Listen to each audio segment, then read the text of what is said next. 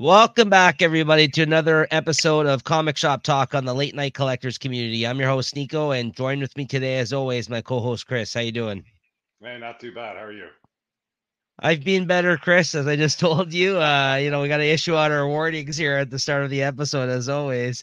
No, we didn't lose any of our last episode, or no, nothing like that this time around. But two things: one, StreamYard, the thing we use to basically put out these videos that we use to record, had issued a warning here today that basically any Android users, which Chris is, may experience echo on their end as a result of some sort of bug they're trying to fix within Chrome at the moment. So this is just something they put up as of today. So Chris has got some earphones in, trying to kind of. You can hear the audio clicking in and out right now as he's fiddling with it. Chris is trying the headphones out here today to kind of lessen that kind of echo on his end. But if you do hear me coming out on his end a little bit when I talk, my apologies. There's nothing we can do in terms of a workaround. It is a StreamYard issue, the site we use to basically record these episodes. So just bear with us. But with the headphones in, it seems to be a little lower than it was previously anyway. So, because I'm also hearing myself, guys. So, on my end, on his end. So, also, I've just been dealing with the cold the last few days. So, if I feel a little sound or, look a little out of it, that's why. But I am having my first beer in for the first time in a few days here, so I'm looking forward to that. Maybe that will straighten me out here along this recording. So yeah, Maybe things will get sloppy here. that's right.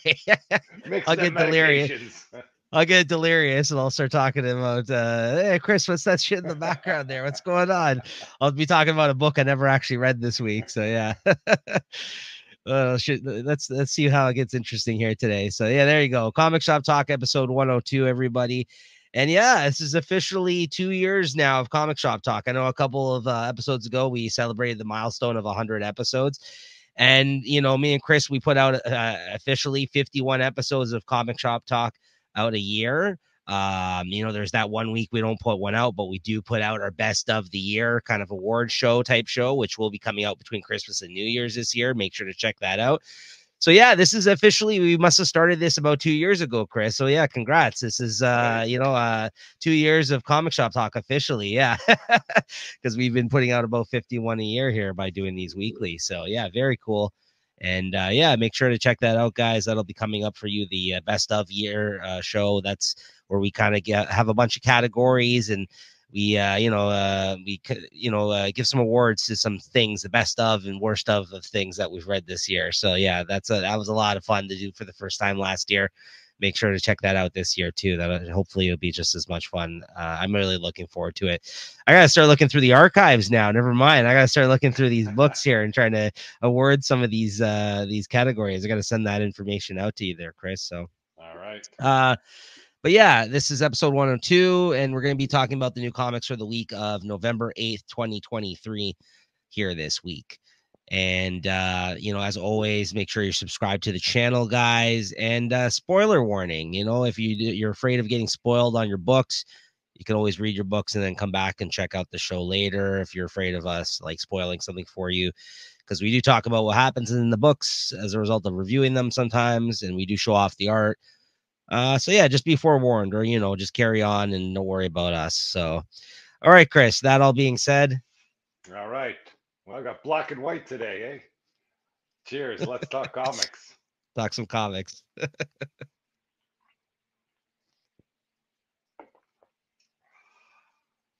Yeah, it's not going down great.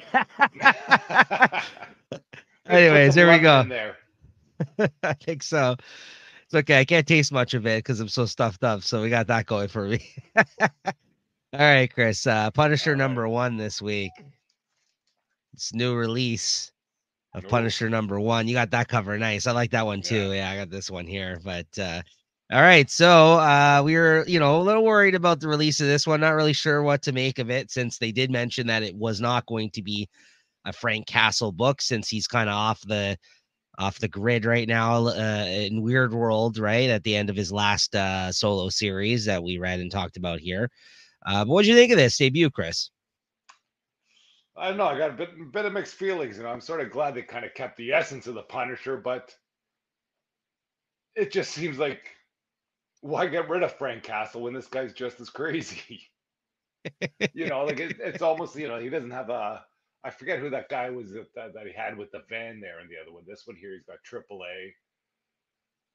Microchip. It's yeah, microchip. Yeah, so Yeah. everything seems similar. His family gets blown up too, so I don't know. It's a lot of the same old stuff. Might as well just have Frank Castle come back here. Just kind of maybe renewed after his last Punisher series.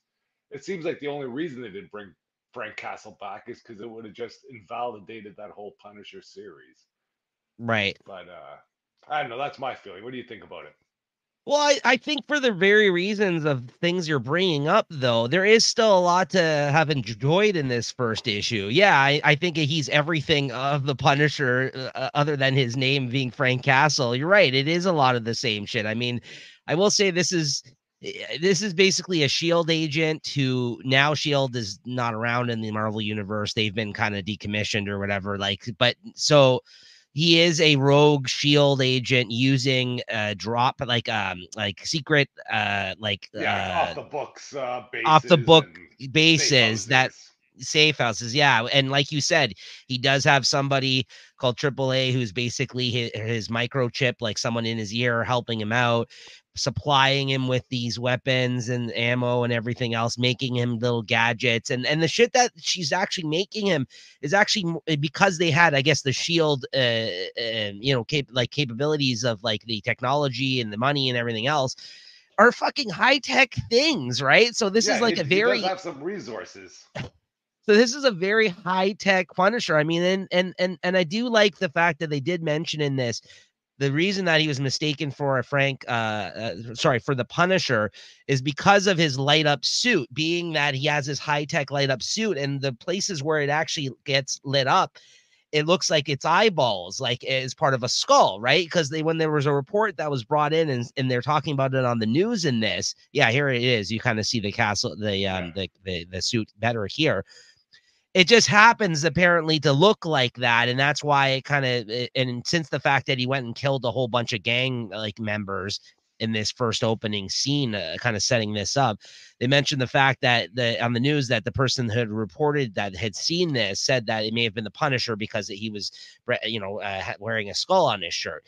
And he's like, listen, I don't care what the fuck they think. If that's what they think, he says, then that's great. It'll throw them off the trail of who I really am. He's like, but like he never actually went out of his way to make himself look like the Punisher, knowing that fact. It's just for whatever reason, this suit that he's wearing, because of the pieces of where it gets lit up, it kind of looks like a skull, right? So I don't know. It's not so far fetched the things that they set up in this, though. I will say that, like, they kind of made it work for what it was.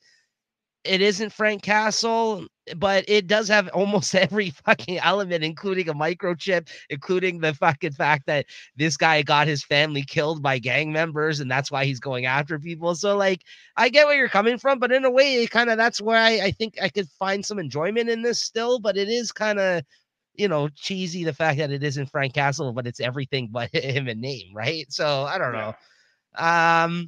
It was good though. I didn't mind it. I thought it was a good debut issue. The art was decent. Other than like the points I mentioned before, I still think it's a decent comic. I do like the story. The writing's decent. The art is decent. It reminds me of kind of back in the Punisher War Journal days. Mm-hmm. It's kind of a bit gritty there. You got some superhero action stuff. So Yeah. I'll read it for a few more issues at least and see where it goes.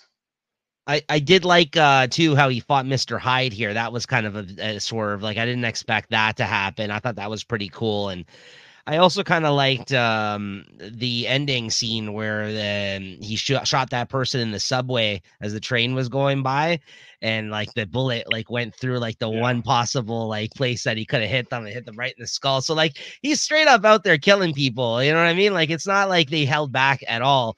He fucking looked like Mr. Hyde in this by shoving a bunch of mutant growth hormone down his throat, which is pretty fucking crazy, right? And he's exploded.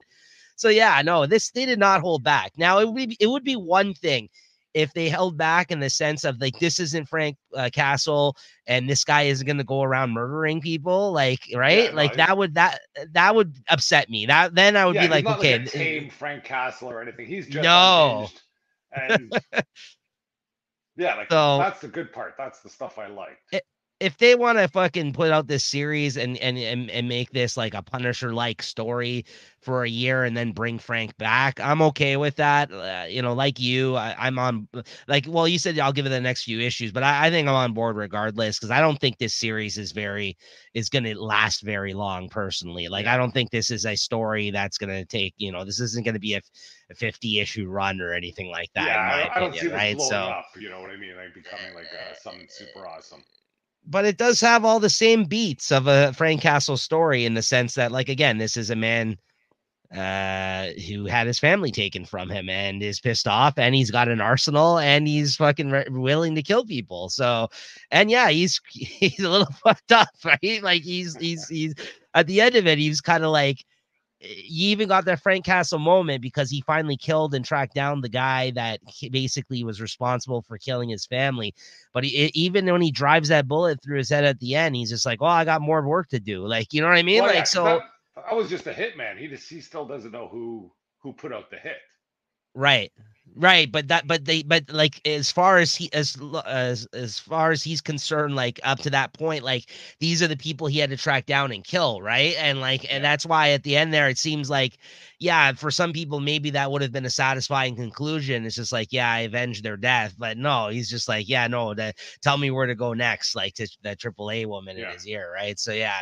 So yeah, I'm on board. I'm on board. I thought it was a good debut. I mean, like I said, like it's. I feel like this guy basically went into this story and wrote this basically like this is a Punisher story.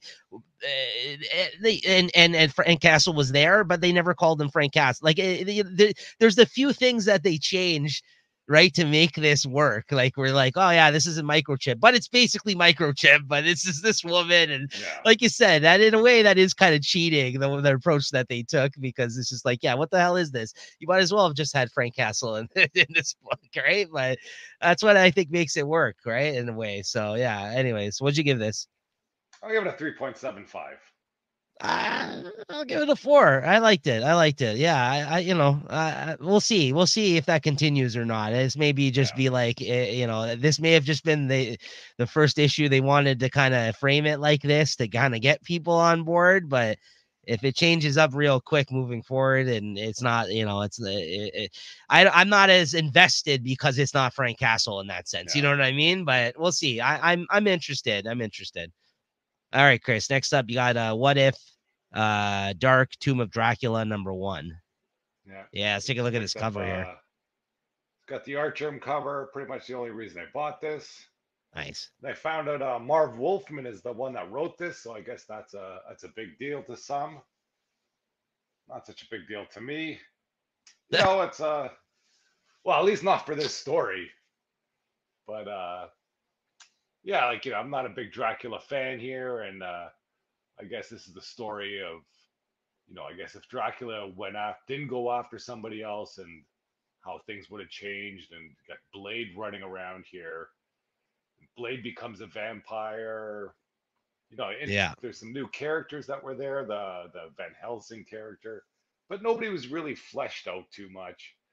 It was an okay story, but I don't know if it needed to be. It's not a story that needed to be told. That's for sure. No. I thought it was okay. Yeah, I mean, I guess it's a big deal because Marv Wolfman wrote like Tomb of Dracula all those years ago for like a long period of time. And like it seems like he's returned to the character throughout the years at Marvel whenever, they want to put out like a mini series or a special or something like that. So I guess that's why it was a big deal. But this was just one of those what if stories where it's just like, what if, like in this, because this Blade was always like part vampire, but in this he becomes full vampire, and he's also like directly drawn to the line of like Dracula, like that line of vampire. So that's why I guess this is the swerve where it's different of the what if story, because instead of him going out and getting revenge on some dude, he ends up going and I guess biting like a prostitute or something in this. Yeah, just for no reason. He's about to kill like some vampire hunter. And he goes, "Oh, what's this? I'll go this way. I can take care of that later." Yeah, And the or whole back in the new day, chain of like events take off from there. a lady of the night or something, right? They Yeah. would call her so like and then like a doctor goes to she like is gonna give birth to this child. He goes to like the whorehouse, like the fucking and this is after the doctor got involved in this other woman getting bit. That's what it was. It wasn't a prostitute woman that got bit. It was some woman, and then a doctor came out to help her, and then he gets bit. And then the doctor gets a call to go to the whorehouse to like help these prostitutes, like give birth. One of them's giving birth to a child, and then that turns out to be Blade. And then Yeah, like 'cause as he he's bites like, her while she's giving birth. So I yeah, guess that gets the yeah, vampire blood into Blade without nobody biting him or something. yeah. So that's what I mean. Like it was kind of entertaining in that sense to see how it kind of trickled down to like this is why there's a connection between, and I did enjoy the parts in this story where like I do feel like he wrote Dracula still very like old school, like just the way he like dismissed people and he was rude Yeah. and like there's even a part where he has like all these like women that he's with, like he obviously because he always has like all these Dracula has all these women like usually at his bedside, right, that are like seduced by him under because his he's a spell, vampire. yeah. Yeah, under his spell, and there's like a scene where like the woman like says something, like she's like fawning over him. He's like, whatever, get out of here, woman, and like he like bites the shit out of her and like throws her. Like, I don't know. I just thought it was pretty good the way he wrote him because like you could tell this is not a man of this time, right? Like it's not like some woke ass Dracula, you know what I mean, right? So I liked that. I was like, okay, that kind of rang true to me that he wrote the character like that, right? Like he would be like that. He's been alive for thousands of years, and he's a fucking asshole, right? So, but yeah, then it eventually led to the eventual showdown between Blade and Dracula. It was fine. I thought it was an all right story, but it wasn't like you said. I think it lacked something in terms of the execution because it was just like it wasn't as fleshed out as I think some people would have wanted it to be. And Blade in the end ends up taking him out and taking himself out because he's turned full vampire, right? So it kind of is very predictable. So I don't know. What'd you think of it? What'd you give it? I'll give it a 3.5. Yeah, I'd be okay with that. I didn't hate it. I didn't love it, but yeah, I think it's deserving of that rating because I did enjoy it. So. Next up, Thanos #1. Yeah, I got this one right here. I just you didn't pick this up. No. Oh, you're lucky. I know. Well, when I saw it, go, if I had it, I wouldn't have minded so much. Oh. But then I did read it. I know what's going on here. He takes Fresno up to space for some reason. Is there somebody in that city that's his daughter? I don't know. So. Yeah, go ahead. Yeah, go on. I know you got something to add to this. I don't know what the hell this was. I was expecting more of a the solicit for this story was like, listen, first off, this is written by Christopher Cantwell, who I usually like, and the art was okay. This is, I think, like, was this Luca Pizzari or so? I haven't seen this guy in a while. Yeah, Luca Pizzari on a book. The art's okay. But I read, I checked this out because I like Thanos. In the solicits, they talked about this being a Thanos story and the Illuminati was involved. Yeah. So I'm like, sure, I'm game for that. Sounds good. Christopher Cantwell, yeah, sign me up. It's like a 4-issue miniseries. And then I'll give him some credit, I guess, Christopher Cantwell, because the way he went into this, I see what he's doing here. Like, it's a bit of a swerve in the sense, like, you open this up, you think you're going to be told like the Thanos story, this whole issue, like he's going to just show up and start, fucking shit up. And no, you get like an actual story about a person living on Earth, it seems like, and like it's this girl, and you start learning about her and her job, and how she's a little weird and everything else. And you know what I think this is, Chris, and I didn't realize when I read the actual issue. You said you think this is her daughter. Does it state that in this at some point? Because that way went It over my sounds like head. it's some sort of relative or something because Okay, because he this picked up this whole city because of her, I imagine. so this makes it's either that or this is Death reincarnated because she looks like Death. Ooh. You remember Death? Because Yeah. there's been future versions of Death that look more like this, like a gothy Sandman type Death version, like you know what I mean, like Death from Sandman, the comic book. That this look. There's been other series that have come out prior to this, like Thanos ones, where they recreated her look and modernized Death to kind of to more look like a more like a gothy type of person. So I don't know. I didn't get that while reading this, but then there's like a whole thing with the girl about she picks up the dead rat or whatever, the mouse or whatever, and puts in her pocket at one point. So I think this might is. Or it could be their daughter, to your point. Maybe that's the case, right? So, I think there's something interesting there. But it would have been better if they kind of made that a little bit more clear, because I didn't fucking get that when I read this. So then I was like, why the fuck are they telling us the story of this girl? And then I'm like, okay, there just wasn't a hook in this first issue to get me interested. And then Thanos shows up. And like you said, at the end, he basically scoops up the whole, town that she's part of there and brings it up and, shit's about to go down and people are, in trouble. And there's this whole thing with her mother that she's like, I don't know. It's very confusing because she seems to be in hiding. And there's a woman that comes to the cafe where she works. And then she's like, oh, are you so-and-so? She's like, no, I don't know who you're talking about. I don't know who that is. Yeah. But then earlier this issue, you see her outside the house and she's looking in the window. So and then the Avenger and then the Illuminati shows up and then they're like, oh yeah, you don't remember, her mind has been erased. So something's going on here. Either this is Death or their daughter, him and Death's daughter that they've put into hiding. I think that's what's going on. And maybe the Illuminati knows of this. But also here's my other beef with this. The Illuminati shows up and when was this established? Did this happen in X-Men and I forgot that Emma is now part of the Illuminati? Did I forget about that? I don't remember. I don't know. I don't remember. I just figure they put them together because they're hanging out together now. Maybe, but that is there. Maybe, but then you have Iron Man in an Iron Man suit that he doesn't currently have. I think that's an older suit here, if I'm not mistaken, or is that what he's walking around in now? Stealth suit that he has now. Oh fuck! Because has the Mysterium in it. Right, which we've literally only seen for one issue, so I don't remember it all that much. Okay, maybe. I'm just I don't remember her being part of the Illuminati. And then you got so I don't know. So this was just confusing. I gotta say, and it didn't hook me whatsoever. And I'm out. I mean, I think I've pre-ordered one more issue out of 4. I've already canceled the next one that was on my list just because I'm I don't need to collect this whole thing. There might be something here still, but as a first issue, this failed in every regard for me. It didn't hook me. It confused me. You open up a fucking Thanos book. It's one of those moves where you only get him the last fucking page. And I'm just and I get what he's doing. I get it. It's he's a good writer. I get what he's going for, but for me, I was just no, you got to hook me with something. This is not I don't know what the hell's going on in this, right? So yeah, I like I said, if I didn't have that next issue already pre-ordered, I wouldn't even bother reading that one, I feel like. But what would you give this out of 5?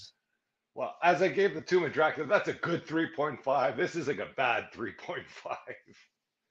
I mean, I'm surprised. I was about to say, I'm surprised even to giving it a 3.5. No, I gotta give this a 3, honestly. Just because I think there's something here, but I couldn't find it. So I think there's potential for an interesting story, but just I wish it was a little bit more clear. But anyways, Chris, the Scorched number 23. Scorched 23 is one of the variant covers. Oh, nice. Take a look at that.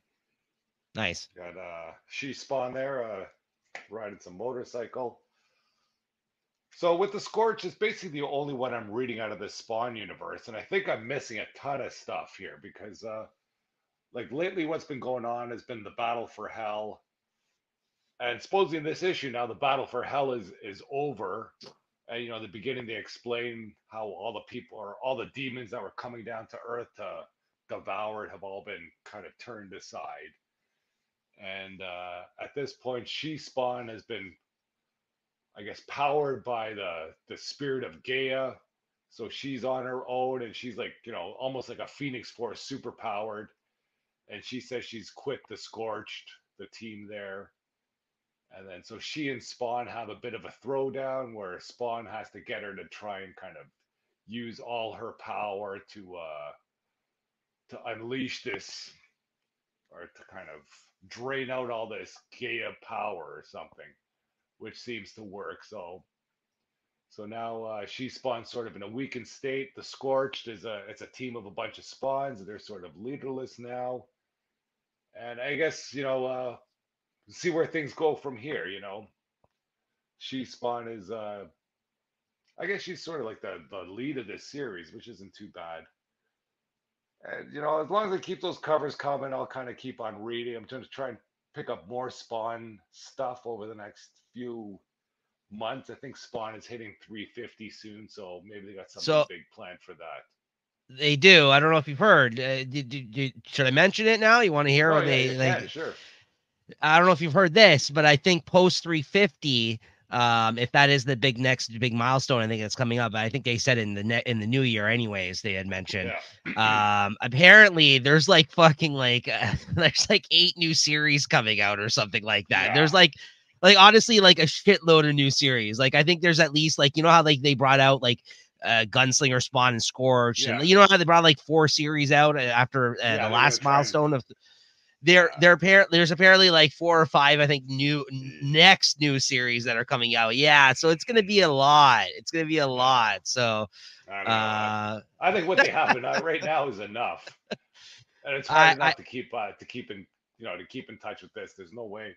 I found it hard to to keep up with Spawn, Gunslinger Spawn, King Spawn, and Scorched. Even though they're sorry. cheaper comics. So Chris, uh 10 new Spawn comics are coming out, and Yeah. they're launching several new Spawn spin-off comic books, including a brand new series starring Gunslinger Spawn. Yeah, Yeah. that's the news that just recently came out. They can have it. Do you want to hear them? Do you want to hear them quickly? Sure. One's called Spawn Rat City, Spawn the Dark Ages. They're bringing out another new Sam and Twitch book. That's been a while. Sam and Twitch Case Files are the detectives from Spawn. Yeah. Deadly Tales of the Gunslinger, Misery, Medieval Spawn, Violator, Focus, No Home Here, and Spawn Kills Every Spawn. Which is Maybe the only one I might be interested is Spawn Kills Every Spawn, but which sounds like it's gonna be just a fun, like out of continuity kind of thing yeah. there. But yeah, there is some good, like I'm not gonna get into all the creative teams on there though, but there is some good people attached to Yeah. those books. So Well, I obviously they're imagine throwing some so. money at Yeah. these guys, right? So I mean, there's at least that. But I don't know. You just yeah, keep up with the She Spawn covers, and I'll still be buying them. That's about all. That's about it. okay, But for the comic itself, I have a 3.75. It was pretty decent. It was something I was looking nice, forward to reading. nice. All right, next up, Chris, Poison Ivy number 16. Yeah, this one I just read online. I one another comics that I pick up for the covers every once in a while. And this issue wasn't too bad though. It kind of goes back to where Poison Ivy was, kind of more villainous in the early part of this run, let's say, and she was trying to, kill everybody in the world, and sort of what happened to all that spore she put out there. And it kind of follows the story of one person she ran into, I guess, in one of the earlier issues, where she infected him with these Lamia spores, and what happened to him? And he turned into a zombie almost. And now all these people that she infected with this kind of spore out in the Midwest when she was driving out to Seattle seem to be turning into zombies. So, and they're all connected to her too because she put the spore in there. Like she thinks she's having bad dreams, but they're all connected to her. But they're just kind of rising up. So at the end of the issue is, all these people that she infected her not rising up to get her, but they're rising up to cause trouble. So we'll see where it goes. Not too bad. And I'll give it a 3.75, actually. It's. I wish I could buy this comic more often. I wish I had the whole run to get it because it's not a bad run. But something's got to give. So and that's one of them. Yeah. Gonna have to kind of make the chop every once in a while. Yep. Yeah. Fair. Next up for me, I got Creepshow number 3. This is volume 2 of Creepshow. As always, 2 different stories by different creators. And the first story in this was awesome. This was a really good story. One of the better stories, I think, out of the Creepshow comic that I've read. By Zoe Thorogood, who's like more of like an indie cartoonist type person who's been putting out a lot of stuff through Image. Sorry, excuse me. But to see her in this kind of setting, like doing a horror story, was really interesting. And her art's really good. And this one's called Eternity. And it's basically about this woman that found a way to basically become eternal. Like she concocted some sort of like serum or something like she injected in herself that basically made her gave her eternal life. And then it kind of details her time like throughout the years being the only survivor, as everyone else obviously around her died, and she had to go through all these terrible times and post-apocalyptic settings and all this other type of shit, and yet she goes on and lives on and on. But then at a certain point of her continuing to live on, and after kind of getting captured by people and like tortured and shit done to her and burnt up and like caught on fire and all this other shit, she's like starts like like getting gross and like almost like decomposing and stuff like that. Like it's weird. Like her body, even though she is eternal, is not holding up the test of time. So she kind of keeps getting grosser and grosser like as time goes on, it seems like. And and she has all this horrible shit happen to her, and basically like she's like, oh, now I see what I was meant to like contribute. It's not for me to have granted this eternity to other people as she thought it did, because there was a certain point where she wanted to recreate this and help people, but she wasn't able to. It was to basically, she's like, for me to live through these times and to lead people into the future, she's convinced of, right? But then she gets to a certain point where she's just kind of fed up of life, of being alive for so long, and she starts like ripping out her body parts, and she just like falls like by the wayside, like and like I don't know, like a desert or something, and then something ends up happening to the world, like it ends up being destroyed, and then you just see her like floating around her energy like in the ether. She's like, fuck, I'm still alive. Like this is terrible, right? So like then like the horror host comes on at the end, like the crypt keeper, and he's just like, yeah, well, I guess living forever isn't as all it's cracked up to be, is it? It's like one of those things, right? Like everyone's afraid to die, but he's just like, yeah, this could be its own misery in a sense, right? So yeah, I really liked this story. It was really well done and really well illustrated, so I really liked that one. And then the other one was kind of cool too. It had to do with like a guy who like I guess he had some like red diamond or for this dude that he was gonna sell to on like they're on a cruise. Like at least that's the setting, and he's selling this red diamond off to this rich dude, and then all of a sudden him and this girl that's with him, like it seems like they're gonna screw him out of the money that he was gonna give for the diamond and take off. And then he turns around to them and he's like, yeah, I've caught on to your little charade here, but you're going to pay because you don't really know what I need this diamond for. You see, I'm not rich and powerful because I worked for it. I've basically been granted this success as a result of me feeding this fucking monster. And I guess, again, there's like some Cthulhu type monster, like, ancient old monster that starts coming up out of the water, that basically he feeds these really rare red diamonds to. And as a result, it's been leaving him alone and letting him live. But as a result of these people trying to rip him off, he comes for him and he ends up killing him. And the other two, the couple, they jump on like a Sea-Doo and they fucking, they get away and they get to an island. And then just when he thinks he's safe, the guy with the diamond that screwed over the rich guy, this fucking big monster comes and eats him at the end, right? So yeah, again, another fun little, short story. And I give this one a 4 out of 5. I thought this was one of the better issues of Creepshow. And in terms of anthologies, most of these issues have been like one really good story or one decent story and one not so great story. This was a pretty good issue. I think that first story was really, really good. And then the second one was pretty decent too. So I give this a 4 out of 5. Good issue. Nice. All right, Chris, Transformers #2. Oof. All right. What'd you think of this one? I know this comic is still kicking ass, I think. It sure is. Yeah. This art for this is Daniel Warren Johnson the artist too? Yeah, he's writing and drawing it. He is perfect for this, Yeah.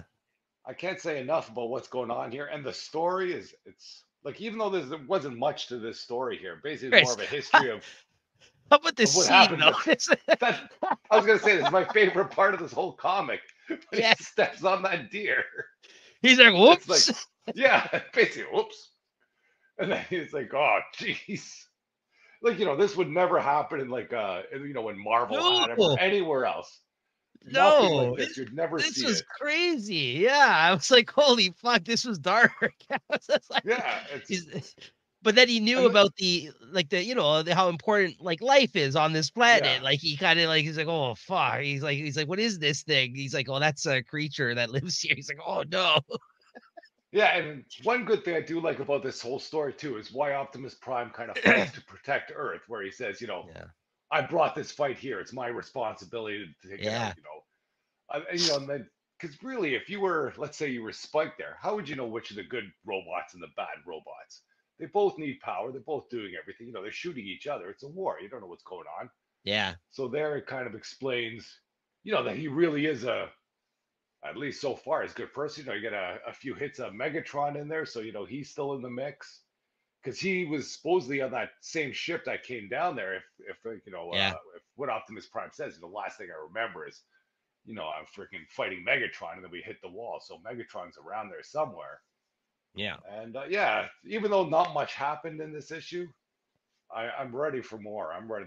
This was, inhale in before you're ready to blow it out, I think. Yeah, it was great. It was another good issue. And yeah, I mean, as I've talked about, I'm a huge fan of Daniel Warren Johnson, his art and storytelling. And so this has been a treat for me. And being someone who's not as involved in the Transformers side of things ever, I am learning some stuff, and I'm also really enjoying the ride. And there is a lot of relatable stuff, like to even somebody who's like a casual fan like me of the Transformers. If you've just seen some of the films, or if you're just familiar with some of the more popular characters, you won't have a hard time following this story.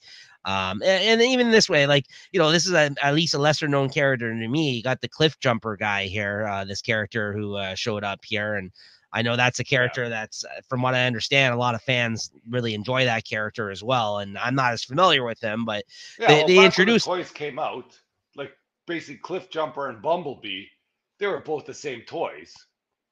And, okay. For whatever reason, Bumblebee became popular and Cliff Jumper was just kind of pushed to the side. So that's why in this could be a callback to like the cartoon, must be why. Let's say. That must be why then, because, well, I was going to say, like, I know this is a character that is beloved by some people still. And I guess that's why. That makes sense, because like earlier in this, and they even referenced it in this issue, in the first issue, Bumblebee got killed, or at least taken out for right now. Right. So I guess that's why he took out Bumblebee and decided to use this guy, right, as the guy that's going to be with Optimus. And that's basically what he's doing here, right? So there was the first scene where he kind of killed the deer, like, and like, which I was like, whoa, like you said, I didn't expect that of a Transformers comic. Then there was this other brutal scene coming up here where I don't know if it's Starscream or whoever, what's his name? One of them, Starscream. One of them claps fucking somebody in their hands and like just brutally murders them, like just like because they. So this is a cool scene too. So what you find out is the G.I. Joe guys essentially are coming in on them and attacking them because is that G.I. Joe guys or are they just regular army? It is. You may have missed. You may have missed it, Chris. Hold on, I'll get to this part. Yeah, so it looks like for right now it's the army attacking. Basically, the Decepticons they're trying to get take energy from things because they need energon, right? No, wait, the Decepticons are the good guys, wait, aren't they? Or no, Decepticons are the bad guys. what? No, Autobots so are the yeah, good guys. Autobots. Sorry, yeah, that's what I thought. Okay, I mixed myself up there. So the Decepticons here are trying to like get energy from anything on Earth that they can because they're all like scrounging for energon, which they don't have on Earth. So they're just trying to find energy I think they go sources. to a power plant or something and basically plug it in. Right. So they all start fucking killing these people. Like they're in the power plant and the army starts attacking them.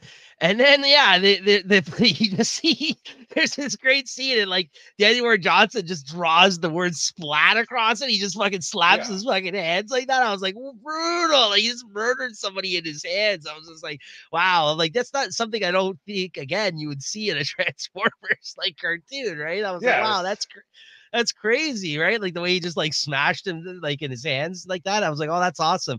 But then this isn't a kid's comic for sure. Yeah, no, it's great. It's great stuff. But then in the next scene, Chris, when they are attacking him, like as they're coming down on them, trying to stop them from doing what they're doing, in this page, Chris, if you look at the guy flying by who got away from him, if you look on his tag, it says Duke. Ooh, I didn't look at that. But he's the one who blew the thing up in its eye. And got away, got away. Remember, he's like, whatever, I'll get you, or whatever. He's like, yeah, whatever, you stupid humans, or whatever. Like, as he flew off, like, he's the guy that got a good hit. The Tomcat, then. Like, yeah, the jet because that's so, the one for G.I. Joe. Right. So in this, he's just like on his own, like fucking like jetpack or so. I don't know what the hell he's on, right? Yeah. Like he propels. I guess this is when he ejects out of the plane, and he zooms past them. Parachute. And he shoots him in the eye or whatever, right? That's what happens, right? And he kind of blinds him for a second. That's when, like you said. But if you look at that last panel, if you look, it actually says Duke on his tag. Yeah. If you look at that, sense. Yeah. So now this is finally so soon. They're finally bridging the gap somewhat to say that the army in this world on Earth, of course, is G.I. Joe, and here they are. They're already now aware of this. The Decepticons, right? Right. And at the end of the issue, the girl's the guy's dad meets this his friend, or like, because the girl and the kid, the main kids in this book, they get separated because they're trying to help Optimus, and she runs back home to see if he ended up there. And the guy's dad, who he kind of had a falling out with at the start, I guess, who worked for the power plant, and that's who he was worried about. That's why he went with Optimus to go find out what the hell was going on down there. He had ran home, and he actually got all his like army gear, because again, they mentioned in the first issue he used to be part of the army, and he used to be involved in some war. And he kind of confronts the girl here, and he's just like, yeah, he's dead. Like her father, like he died at the power. Like, just kind of, that sounds so brutal. Yeah, but you're dead. Yeah. And then so like, great, another great issue. I agree with you, Chris. But like, again, just hitting on types of tones too, I don't expect from a Transformers comic. And the art's great. And that fact that the G.I. Joe was in it this issue, I'm like, nice. I'm like, perfect, right? I was really excited about that. Yeah. So what'd you give this? Well, I gotta give this a 4.25. I thought I was gonna give it a 4, but after that little tie-in you mentioned, that bumps it up a little bit for me. Yeah, I'd give it 4.5. Yeah, I really liked this thing. Another good issue. And then next up, Chris, we got God's number 2. Oh. Yeah. I can't wait for the next issue, I'll tell you that much. No. Yeah. What the hell's going on in this freaking story? Okay, I understand you got to build your world, but got to put some meat on this bone here or something. It's basically following some story of a human that they want to turn into one of these gods. I think they're doing a good job of trying to explain things. Yes. But whatever world they're trying to build, it's not that interesting so far.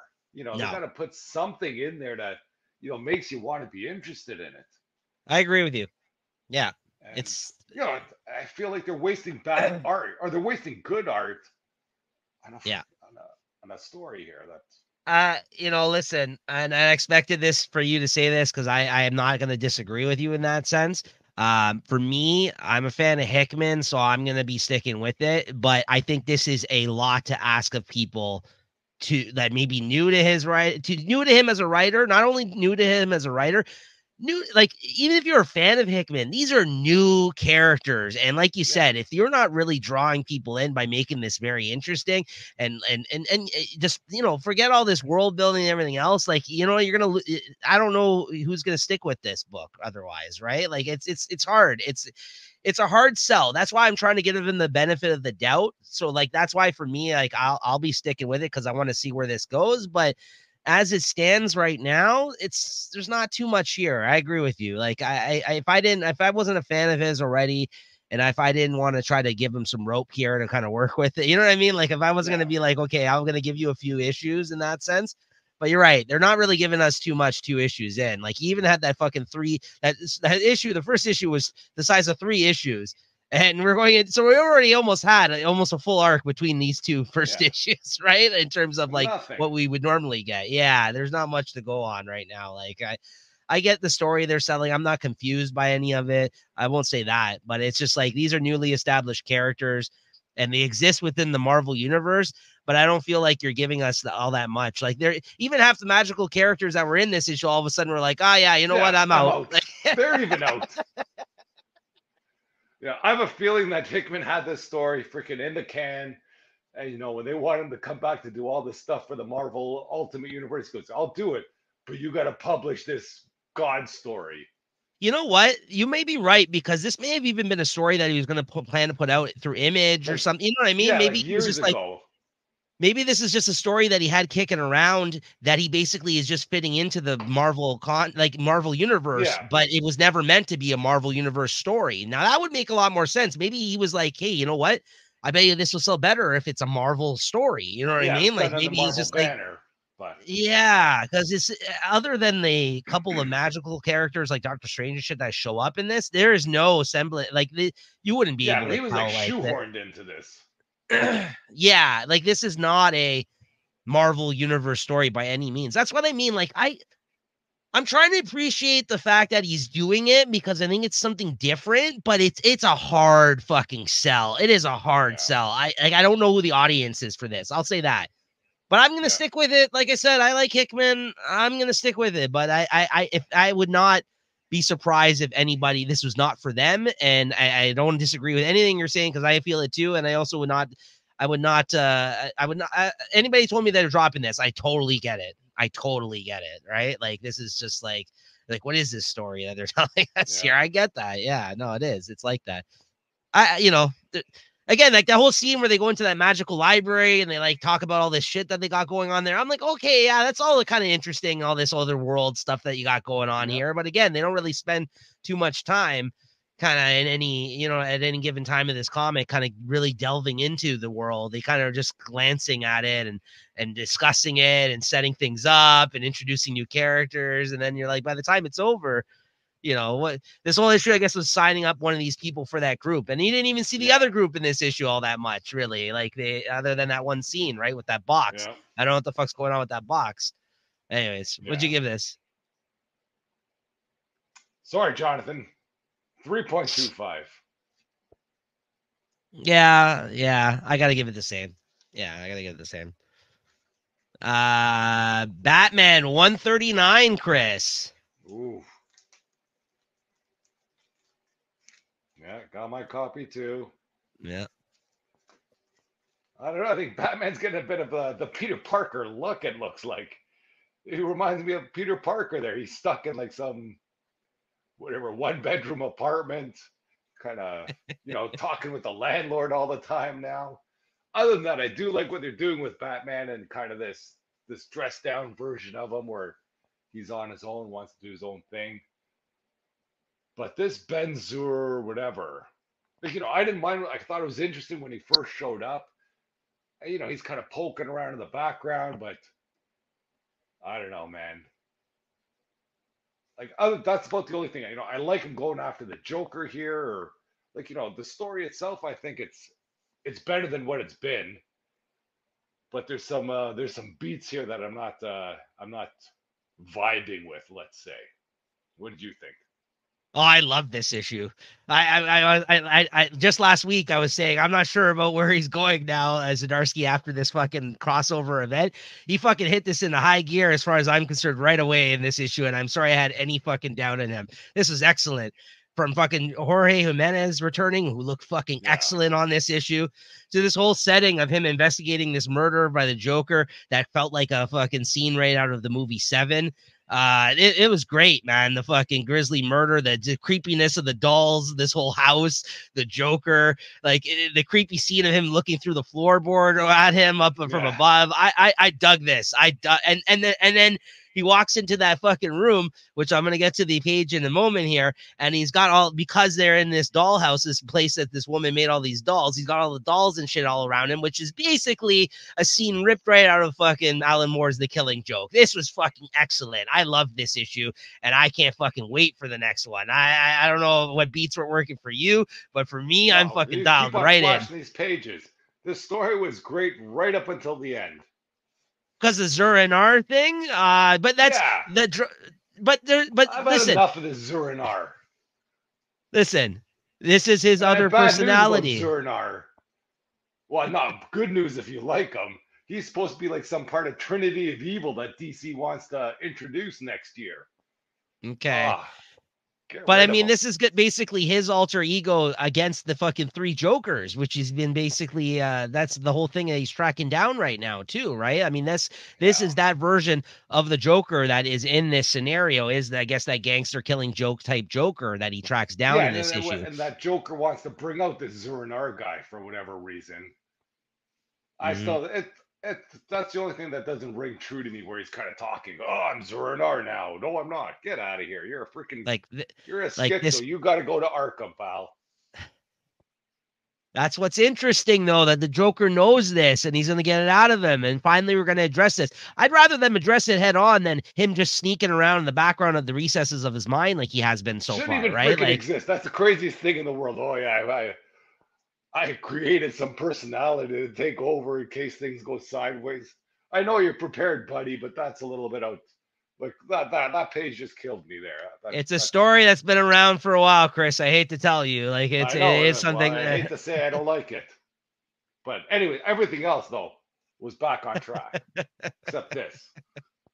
All right, Chris is not a fan of Zur-En-Arr. Never has been since he's been brought up originally. I recall. So stupid in this storyline. And the Penguin's still alive, and he's the one that caused all this problem by pretending to die. So what'd you give this then? Give it a 3.75, though. Not the 5 you're going to give it. No, I'm not going to give it a 5. I was thinking about giving it a 5. I'll give you that. No, I'll give it a 4.5. 4.5. I can give it a 4. And the backup story is him doing a Vandal Savage story in this Chip Zdarsky as well, which was fine. I do like this Vandal Savage stuff too. That he's, he's still got the mansion, and he's almost trying to take over. He plans to live in Gotham now, so he's almost kind of being like a protector there too. Hey, this is my house now. Don't shit where I eat. Mm-hmm. So that's not too bad. Yeah. Next up, we got Marvel Unleashed #4, the last issue of this series. Kyle Starks. Yeah, poor Kyle Starks. What'd you think, Chris? He tried. I do like Throg. I got to see more Throg. Throg is awesome. If they could have called this Marvel Throg with Kyle Starks has got to write a Throg series or something. Yeah, because that's about the only good thing here. Nice story about D-Dog or whatever that stupid dog. Yeah, I was about to say, Chris, it was a nice emotional end with that whole thing. Come on. But you don't even see him die, though. At least you could watch him die. Or did you see him die? Not really. Yeah, at least, if you're going to give this happy ending there, let's get some brutality here. He jumps dead. He jumps headfirst into the battle. Into the fray. Yeah. And D-Dog gets killed in this. And then there's a whole emotional scene at the end where he ends up on the Rainbow Road. and then Throg has to come and along with Yeah. the other animals and basically set him up in Valhalla because he is a hero, and that's where heroes stay essentially in their Yeah. death, right? Which it was sad at first because there's a whole scene of him on the Rainbow Road, and he's just like, "Oh, I guess I'm just alone here." Like, I felt kind of, no, come on, that was sad. And I'm like, "Oh no." But come on, how about this fucking this other scene though with Lockjaw? With Oh yeah, Throg. Lockjaw. Throg was awesome in this, but Lockjaw, come on, that was the best when he brought grabs him. But you don't even see him. Like, is this like a PG comic or something? Because you don't even see Blackheart getting freaking blasted by Black Bolt, which I imagine he does.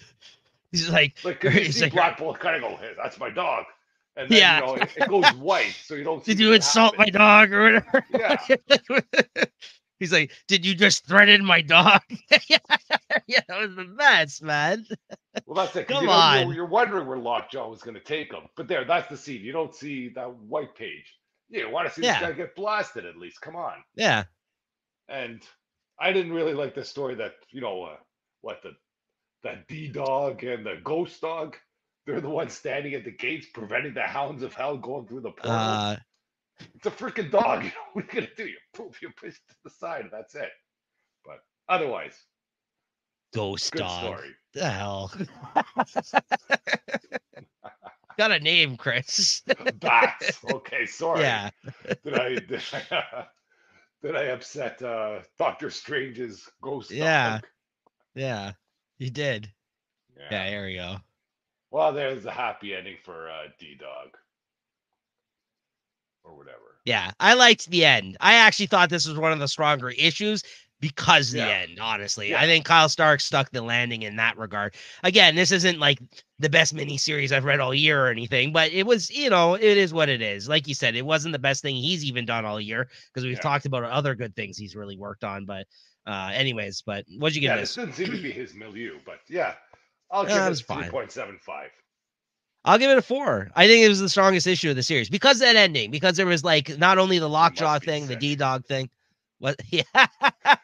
No, I liked it, man. He must be on medications here. He's throwing 4s, 4.5s out there to everybody. Well, that's what happens. Uncanny Spider-Man number 3. Ooh, I just read this one. Yeah, same. I don't think I read Spider-Man. I don't think I read the Uncanny number 2. I remember in one that Silver Sable was involved. But this one, she's been in every issue. Silver Sable? Yeah, she's been in every issue. She showed up. Yeah, she was involved. Yeah, she showed up in the end of the first one. I didn't read the second one. Yeah. And the third one, freaking, they're in bed together. I'm like, whoa, maybe I got to see what happened in the second one.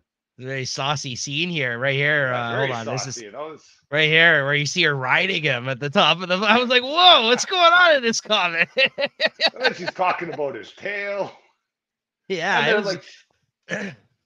they're like, I was surprised. At nighttime, they're very amorous, let's say. But then hey, once we got to punch in for work, though, I'm gonna try and kill you tomorrow. Yeah. So I thought that's a fun dynamic. I like the stuff with Orcus, so it still ties into the, this Fall of X series that they have going on. So I can't complain about this one too much. I did like it a lot.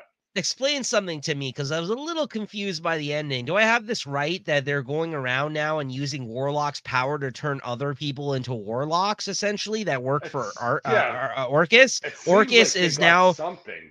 They have like a technovirus or something. Yeah. Warlock is a war paint or something. Well, that's what they're saying. Well, that's what they said. They're using him as war paint, essentially. I guess they said that, like, I think what they're doing is, like, which was evidenced by Cloak and Dagger and like those other people, and obviously his mother there was trying to help him out there at the end. Mystique, but like, I guess that's what's going on, is that they're basically and the chick from New Mutants, what's her name, Wolfsbane or whatever her name is. No. Yeah. I know it's not her name, but I don't know her name, but the Irish one. But basically that's what they're doing, right? They're turning them into like technovirus type like zombies. That's one thing I don't get for this for Orcus, since they're so anti-mutant, I don't Yeah. see why they'd be using mutants to like they'd just be eradicating them. You know what I mean? They wouldn't be Yeah. kind of experimenting with them to go hunt other mutants because they're just going to be able to get freaking redeemed somehow. But And, that's and the pretty cool scene vulture there. and the vulture is the one that's been doing all this too, apparently. That's what they're saying, because they said He's Mr. part of it, I Toombs. guess, somehow. Yeah. Yeah. Yeah, that's interesting. Not bad though, honestly. Like I was kind of Yeah. like I was like I don't know about you. I think we were pretty dismissive of the series when Oh, for it was sure. announced. We were just Yeah. like, What what the the hell hell is is? this? It's Yeah. kind of fun. It's been kind of I fun, still don't honestly. understand why he's got to run around in a Spider-Man costume. Like he can just still be Nightcrawler. He's not I think fooling anybody. I think it's fun though, because it does show like the fun of this character, and he's having a lot of fun doing it, because there's that whole scene in Like, isn't here he where kind like of talking pirate too or something? yeah, Uh, it's kind of fun. yeah. Nightcrawler, he's a swashbuckler, right? He's got a Yeah. sword. Great. What'd you give this? 3.752. It was okay. I liked it. I might go 3.5 with this one, just because I was a little confused by the end of it. But I do like this series. I think it's really well drawn, and Yeah. it's good. Better than I Yeah, thought and it'd be for sure. yeah, and I like the inclusion of Spider-Man characters like Silver Sable and Yeah. like those Cloak and like these are people I identify as Spider-Man characters, because that's mostly where I used to see them back in the day, or in those Yeah. comics. So like I kind of in the Vultures there. So yeah, I kind of have been digging it. So oh yeah, the Rhino was in the last issue. So yeah, it's been good. Next up, Phantom Road #6. You said you read this one this week too, Yeah. Chris? I've been I think I might have read one or two issues of this series here. So Yeah. I don't really know what's going on, but it's still a good read. It's kind of a creepy story. Like I don't know what Yes. those I think the last one I read was all those mummy type people or whatever they are. Like I know they're like zombies or something. Yeah. They're just switched off or switched on. He cracks one in the head there for no reason. And if they get too far away from the truck, they kind of have to get weak to get back to the truck. And then the story of what's going on in the real world. I, Mhm. I I might try and just kind of at least read this. I think it's a pretty good story. Yeah, agreed. And I think that's the best thing you could say about this. And actually, what I was going to say about this particular issue is that because this is the first issue back from taking a break for a couple months in between arcs, is that despite not knowing everything that's going on within this mystery of this story, they keep you kind of going. Like every issue gets me intrigued enough and kind of, strings me along, just not to the point where like, what the hell's going on? And I'm upset by it. Like we talked about in some of the other books this week. Yeah. Like this is actually well done and well put together. And yeah, Lemire's doing a great job, I think. And yeah, I'm in it. I mean, I've been in for the ride since the start, but yeah, every issue, I think it's just another really good, interesting installment. And in this issue in particular, I thought the part that was really interesting is, yeah, again, how they all swarmed them at the end of this issue, and they come across like some weird like circus or something along the way. And now that they know there's like some sort of like egg in the back, I don't know, like some sort of Yeah. an egg that belongs to these creatures or whatever in the back of the truck that they've been hauling this whole time. Yeah, I'm interested to see what happens next. And then by the end of this issue, you get like this surprise moment of someone looks like they just got fucked up or they killed somebody or something that showed up in her motel room, the cop here. So I don't know what Yeah. that's all about. I guess we'll find out next issue, but that does not look good for either of her of the characters we're following in this. They're not doing so Yeah. well. No. So yeah, very interesting stuff. So yeah, good Yeah. stuff. What'd you give this? Yeah, definitely give it a 4. That was a good read. Yeah, same. Yeah, good issue. Next up, Shazam #5. You read this one too, Chris? Yeah, I think I gave this a quick read just to see what was going on, make sure I'm not missing anything. I don't think I am. I'm still not digging this whole vibe here with these gods trying to mess around with Yeah. Shazam or whatever his name is, the cap. Yeah, even still trying to push that captain. Give him a different name. You can't call him the captain. It's like, oh, it's Captain and Mary Marvel. You Yeah, can it's call him stupid. Mary Marvel, but you can't call him Captain Marvel. Anyways, but the art is great for the story, though. You got to say that. The stories, it's okay, I guess. I wish I should like it more, I think, because there's really nothing wrong with the story, but it's just not catching me. Yeah, no, I agree with you. I mean, I've dropped it in issues. Like I've been reading it digitally, and I've been enjoyed it enough. But I agree with you in the sense that I feel like I should be enjoying it more because there's even like a recap almost like of them summing up all the crazy shit that's happened prior to this issue with the Yeah. gorillas and like because they were trying to explain basically how they got to this point in this issue to Mary Marvel when she had showed up. And like when they kind of like laid it all out for you like that, I was like, yeah, there is a lot of fun, Yeah. wacky things going on in this comic, right? And along with the Dan Mora art, you know, what's not to like? Because that's kind of what I feel like I like over in Batman Superman. It Yeah. must just be because it's not those characters in a sense, maybe Yeah. because like for me, it works over there.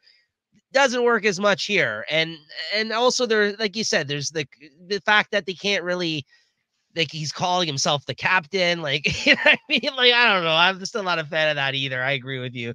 Um, Although I will say it ended on an interesting note. His friend there kind of came out of nowhere Yeah. and seems like he's trying to take Yeah. all His the jealous god's friend is, power. hey, I'm ready to be Shazam. No worries. Yeah, that was a kind of sneaky move there. So I guess we'll see what happens here because it seems like Shazam is about to, fall out of favor with the gods possibly in this, which kind of Yeah. could be an interesting story to be told for a few issues or whatever, right? But I agree with you though. I wish I liked it more. I think there's a lot of good stuff here. It's just not all working together as Yeah. much as I would like it to, right? I just So think I don't like Shazam. Period. that's what I mean. I think that's what it is because like in the Batman Superman book, I'm like, I love that book, but I think because it's Batman and Superman, Yeah. what they're kind of delivering there, these two guys, Mark Waid and Dan Mora, I think I'm vibing with a lot more because when you really boil it down, there's not too much different in terms of like the fun kind of essence that they're bringing to Yeah. both books, right? Like it does feel like very old school throwbacky type of like plots that they're throwing out Yeah. there, Like you right? Like say, you read everything. It's not bad stuff, but for whatever reason, yeah. I'm just not feeling it. Yeah. So what would you give this then? I give it a 3.5 Yeah, I will too on for a the plus art. side. You know what I mean? It was a good Yeah. 3.5. Yeah, I'll give it that. Birds of Prey number 3, Chris. Yep. Oh, I got my comic copy here somewhere. Oh, there it And is. this issue they make it to Themyscira finally in this one after going by like some sort of megalodon or something they say Yeah, right they're they like in jumped the in mouth of Megalodon's stomach. yeah. This always still continues to surprise me that this art it's so bad, but it's so good. You know, like everybody looks great in here, but it's just like and the story is decent too. You know, I wish they could run this series out and they could redo it with like the whatever the DC, what was that? What was their last the Crisis Event artist doing it, and it just be like this would be like a killer story then, you know. It Mhm. seems like the art takes away. I don't want to say it takes away from the story, but it makes it less important. It seems, but Interesting. I do still love the art. You know, the stuff with Wonder Woman and Green Arrow was great, Yeah, and that was fun. yeah, you know, she's like, "What the hell are you doing, pal?" And and I think when Wonder Woman's on her way, so you got a big showdown ready to happen. There's good stuff going on here. I'm really digging this story. I'm glad I freaking bought it too. I think I only bought the first cover, the first one Mhm. because of a cover. I didn't get Right. the second one, but I got the. Like, I think I'm in for the next 2 or 3 issues, whatever it's for. Yeah, I'm glad I'm picking this series up. I really like this series. I mean, I don't mind the art, but I get what you're getting at. I Oh, I do. do like it. Yeah, no, I know, but I get what you're saying though. You think it would be even better with somebody that you're more, you know what I mean, like a more classic DC style, let's say, in But terms of, yeah, like, I you could put better artists on this. Don't get me wrong, but yeah, for sure, I do like the art too. But yeah, this is just a fun story. I just like seeing all these characters interact with each other. I think Kelly Thompson, like I said, that's the thing she's best at, I think, is is like a dialogue. And I think that like when Harley she gets Quinn here, she's goofy, but she's not like over the top goofy, you know? Exactly. And I think that Kelly Thompson as a writer, all the time she was over at Marvel, that was always a thing I think she was best at. I know even for you, I know you had mentioned towards the end of her run on Captain Marvel, you kind of thought it petered out a bit, but that series, when it was at its best, was like, as you know, because you read a bunch of her Captain Marvel, all those characters, like all the characters together that were friends with one another, that were friends with Captain Marvel and stuff like that. Whenever she had all those people together, talking to each other and interacting with each other in a room, like I just thought that's when she was at her best. That's what as a writer. Exactly. So like that's basically what she's brought to Birds of Prey, which I think is great. Like I think that's this is a team that you want to be, get to know and like all the characters, and it's such a weird, different type of Birds of Prey team. Like I feel like we haven't got it in the past. That like I'm really on board for this run. Honestly, like I as long as she's on this book, I think I'm going to continue reading this because I'm really digging this. This issue, I agree that, I mean, the best part for me was the Green Arrow part when he gets the shit beaten out of him because he's just like, oh, gotta be sore tomorrow, And he knows he's gonna get beaten up too. It's like, I'm gonna buy some time. I just like, what, seconds or minutes? Yeah, I just love it. I love that he's ready to fucking sacrifice himself for the good of the team, because it's for Dina, right? Like he's like, all right, pretty bird, I'll talk to you later. Like he's like, oh, come on, work, you stupid arrow, right? And then he shoots that arrow at the end that turns her into butterflies for a second. And the next thing you know, she shows up at Themyscira. She's like, oh yeah, you guys are done now. Like, what are you guys up to here, right? This scene, And I love the way they put it too. They're like, yeah, lots of people are scared of Batman, rightly so. Lots of people are also scared of Superman. He's like, but don't fucking forget about Wonder Woman. Like, right? You're like, watch out. Like, so I just love how they're intensifying the fact that like she is going to possibly whoop their asses right now, right? And then that doesn't happen, whatever. But like, I just like how they're like, don't like count her out. Like this is Wonder Woman, right? Like, so I know DC's got a big push on Wonder Woman now. It seems, like with this Birds of Prey and that new Wonder Woman series that's kicking ass. It's all been great. I'm digging it. Same. Yeah. So what'd you give this out of 5? Now that I talk, I'm gonna give it a 4. I did like it a lot. Same. Yep. Yeah. Same. All right. Next up, X-Force 46, Chris. Yeah, I was looking forward to this issue here. The big throwdown, I guess, between Colossus and his brother. But I don't know. Are they fighting in like some freaking dream world or something here? I'm not this sure was what a confused. Yeah, this was a confusing ass issue. Yeah, I don't know what the hell is going on here. I guess there's that writer guy, the writer mutant that has been controlling, I guess, Colossus. I'm not sure what his power is. He writes stuff down, and then that's what happens. And I don't really know how Colossus' brother is involved in that part of like. I don't know if they're making some sort of mutant circuit to make that stuff work. But in the end, I guess Colossus is free from his brother, and now he's here to he's back with the X-Force team, and he's got to say, hey, I don't know, where do I stand with you guys? I like this stuff with this Omega Red. I'm not sure how he fits in and everything, because like I say, I haven't been reading too much of this stuff. I'm just trying to get back into it. This was one of the issues that I was thinking of buying. I'm kind of glad I didn't, because I thought it'd be I thought it should have been better than it was, but it's still good stuff. It's we'll see what's happening. I think they might be going after the Beast or something soon. So well, I remember like he planted the seeds for this idea like a while ago, because we had this whole Russian nesting doll thing where other things pop out of the dead bodies. That was something that I feel like happened originally like 20 issues ago. So like I understood what was going on there, but this also was picking up on a lot of stuff I think that was happening in X-Force when I had dropped it previous to the Wolverine Beast arc that we just read, which kind of got me back in like during that period of time. So there was some things that went over my head in this issue too. So I think I'm not really going to blame that on the issue. more so on me not having been up to date on X-Force, because there seems to be a lot going on with these characters and like, you know, what's happened during this time on the book. But yeah, you know, I've been still reading this digitally again since the last few issues, and I've been enjoying it for the most part. But this issue in particular was a little confusing at times, so it wasn't my favorite. But there were some good moments still. Yeah, it's good stuff, you know. It looks like I'm he being killed his tempted to brother. get back into this. Yeah. I've been enjoying. I think I've been enjoying Wolverine more than this still, but I think this has been decent as well. I think because where did all the Beast shit happen though? Was that in X-Force or Wolverine? I think it was a bit of both. Yeah. So over a little bit. Yeah, so the X-Force stuff was good too. That I remember. That's what I mean. Like I've really been enjoying X-Force as well. So. Yeah, it's weird to say that like this late into the fucking series, 40 issues in, that these series have been good again, because like I said, I fell out for like, I feel like, you know, almost 20 issues in the middle there, right? But some good stuff going on right now. So what'd you give this? I'll give it a 3.75. I'm gonna go a bit lower just because I said I was confused by some stuff, so I'll go 3.25.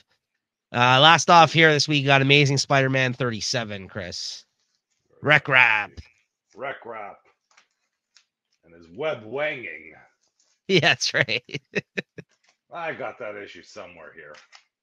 Yeah. But anyways, there we are. Yep. Once again, man, I don't know what to say. You know, when we first saw Rec Rap, I loved him, but I think you got to take them in small doses. You know, this whole Limbo stuff, I think I'm getting a bit tired of it. I'm not looking forward to this gang war, but hopefully, you know, they surprise me with it. And I think too much of Rec Rap is too much, you know, unless they can do something crazy with what's happening here. But it is fun stuff, though. I don't know. What do you think of this? As I think we talked about last issue, I didn't think his return was as good as where we had last left off with him. I agree with you. This issue, I thought there was a couple of funny moments that I appreciated though with him. I did like how he started retelling this story to him. Like then it cut into like the different artist style, like a different artist came on and he's telling like these like, you know, over the top adventures, or you know, that he's like with Craven or whatever the hell his name is, Kraken the Hunter, and right. So like those moments, I just like how he cuts back to him and he's like sitting back and telling him this story. Like, so for me, like there was a couple of funny moments in this one with Rec Rap. But I agree with you that I don't think that he's been as enjoyable this time around as he was the first time around that we've seen him. But yeah, I want to get back to Spider-Man, like Spider-Man story, see what's going on in his life. You know, like they ended up, like, you know, kind of before all this stuff happened, you know, things were starting to go on. You know, with whatever, you know, with that Dark Spider-Man, I liked all that sort of stuff. And then, you know, it's like a total 180 from this, you know, this unhinged Peter Parker that was going around trying to kill people. To like, you know, just a total 180 with this Rec Rap. I don't think it's the right time for this story. That's what I mean. I feel like he's just buying time with this type of shit, right? Like, and we already know we're leading into another event with the gang war stuff, right? So, which I know you said you're not really looking forward to, but they have a little bit of that in this issue. I mean, they kind of set up a little bit of that stuff that's been going on with Hammerhead and stuff in this issue. But yeah, and then you find out there's this other creature there that now he is tangling with, the guy from Limbo that's been eating everybody up, and get a little bit of that. But yeah, this wasn't my favorite issue. I agree with you, which is a shame because, like, you know, I like you said, we were big fans of the Rec Rap stuff, and Ed McGuinness is back on for art for this issue, and I think it's just it's wasted a little bit. I think you're right. I'd rather see, like, you know, the art is great, but I'd rather see a good story with it, you know. Yeah. Like, at least a more impactful story. Yeah. Yeah, no, and I thought it was gonna be done with this one, but it looks like they have one more issue to go, possibly. And so yeah, I'm not gonna be sad when this is over. I'll say that. But we'll see. Hopefully the gang war is enjoyable, but because who knows how long that's gonna be on for, right? But no really clear direction of where the series is at the moment, either, right? So what'd you give this then? Sorry, Spidey. 3.25. Ooh, no, I gotta give it more than that. I give this 3.5 at least. No, I was But hoping yeah, for more. I not my hope favorite Spider-Man either. up to a higher standard. Yeah, not my favorite either though. All right, well, that's gonna do it for the books we want to talk about this week, guys. But Chris, what are you looking forward to reading next week? Oh, let's see. It's a pretty small week. I got my list over here. And it's weird because I think during the duration of this episode, they may have fixed the audio issue because I'm not really hearing myself anymore. So yeah, shout out to StreamYard. All right. Let's see. I think next week on Alpha Flight number 4, Daredevil 3. I think I ordered Superior Spider-Man number 1, but I think I'll be dropping that for sure. Thor 4, Uncanny X-Men 4, Dark X-Men, wherever that's at. I'll be reading Capwolf and whatever else is out there. And nothing from DC or Image. Yeah, so things I'm picking up next week. I got Arcade Kings number 5, which is the last issue of that miniseries. Daredevil number 3. Oh no, this is a good Image book. You may want to check this one out. It seems interesting, Chris. It's a new James Tynion book here, called The Deviant. Number 1 comes out next week. It's a 9-issue series, which looks like a horror that takes place around Christmas. Also, it says I'll just pitch it to you here. It says here, as snow falls over Milwaukee in 1972, a blood-stained Santa Claus commits unimaginable atrocities against young men. 50 years later, a troubled young writer interviews this so-called deviant killer who still maintains his innocence from behind bars. And as Christmas approaches once again, the past returns wielding a sharpened axe. Ooh, Sounds interesting to me, so I'm picking that up. be. Yeah, that's 1 of 9 miniseries, I guess, from him from Image. You got Fish Flies number 3. Then I'm also picking up Superior Spider-Man number 1, but I also think this may be the only issue I pre-ordered. So yeah, Uncanny Avengers number 4, which I'm looking forward to. And yeah, some things digitally. That's all I'm picking up physically. So small week for me in that regard. But like as Chris said, I'm also gonna be checking out Alpha Flight 4, Dark X-Men 4. I might check out Thor as well because I think I dropped that in issues at this point, but I might read that online. I don't know if there's anything else here that I was going to check out. Just taking a quick look. Oh, big game number 5 next week, Chris. The conclusion. Yeah, okay, yeah, sorry, we're for sure. I forgot about that one. I got that yeah, one for sure. For sure going to be talking. Yeah, for sure going to be talking about that one. Yeah, that'll be a big one. What else do we got here? Just looking here very quickly. Don't think anything else from Image. Marvel, Capwolf, and the Howling Commandos. Yeah. If I can find an issue, I'll be picking that up because I had to pick up the first one. I didn't pre-order it.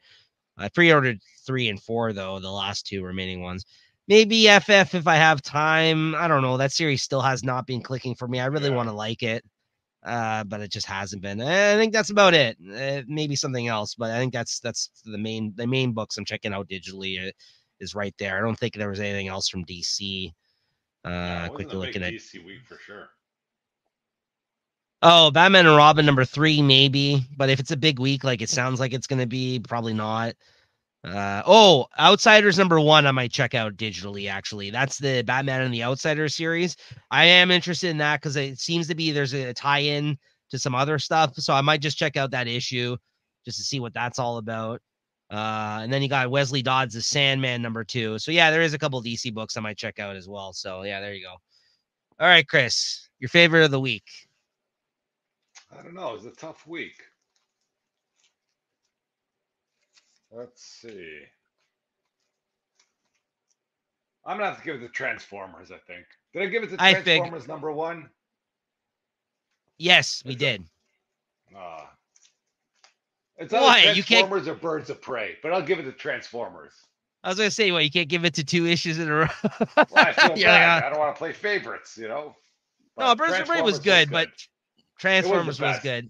Well, listen, this week it's between 2 of these for me, Batman and Transformers. I got to give it to Batman. Yeah. Well, the reason I give it to Batman is because Batman has been so bad for so long, or lately. I would say, I did like this Mind Bond stuff. I was ready for a good story, and it was good until this freaking Benzema. No, I'm into it. I'm into it. And plus, Jorge Jimenez came back. Like, again, if it wasn't for that, like, it caught me off guard because, like I told you literally last week when we talked about that Scorched Earth finale, I was like, I'm worried about Batman. And then I read this and I was like, okay, that was pretty fucking good. So that's why I got to give it to Batman, because like Zdarsky, like you said, I think he got dragged into that fucking crossover, and like for whatever reason, like, you know what I mean? Like, you know, he had to follow through with it, obviously. Right? You got to do it. Write a story. Okay. Editorial mandate. Okay. Yeah. But like, this is kind of like back into what I liked what he had going on in this title prior to, right? So like, I have high hopes for this, man. With this would have been a good issue. follow-up to Failsafe, not him getting freaking stuck to the. I agree. Whatever. To the I agree, world. but this felt more like in line with that stuff. That's what I'm saying. Yeah, I agree with you. I mean, fuck. But if it wasn't for this, if this was just another like middle of an arc Batman issue, though, I would have given it to Transformers. Absolutely. This is another fucking great issue stuff here with Batman. I honestly, if it Joker, where he's going to try and kill him. Well, I love a class. Like, every writer has to put their Joker story out, right? And this is Zdarsky's now, right? So that's why I'm here for it. I want to see what he does with it, because every writer has a Joker story. He should have reached for the higher fruit. All right. Well, Chris is a harder critic to please here, guys. We all know this from watching this show. So there you go. We'll see if he pleases you with the next issue, Chris. We'll see. It's not looking good. But yes, Transformers is amazing. It is a great series so far. It is really good. Yeah. So I can't wait for the next issue of that. And that tie-in again. Transformers is for the kids that watch that cartoon and that are now grown up. That's me. Yeah. And there you go. You too. Honestly, I'm just on the cusp of Transformers. I just missed it. Like, honestly, when I was born, I agree with you. Listen, I love the book, but I just don't have as much of a nostalgia for Transformers, and the writer and artist of this book does, though. He is like that's what I mean. Like, he's with your camp, like you're saying, for those people. That's who's making the book, right? That's what's good to know. Like, it's not just some writer that they hired to write the book that doesn't know anything about Transformers, right? Which is usually the case, right? So, so good stuff. All right, guys, thank you for hanging out with us here this week, and we'll see you next week as always. Same time, same place. Make sure to follow us on Instagram at Late Night Collectors Community. And maybe closer to the holidays too. We might have Chris back over. Maybe we'll crack some packs, possibly. Yeah, we'll see what goes on with that. Yeah. All right, guys. Later. Drink some tequila. That's right. Sounds good. Later, guys. Cheers.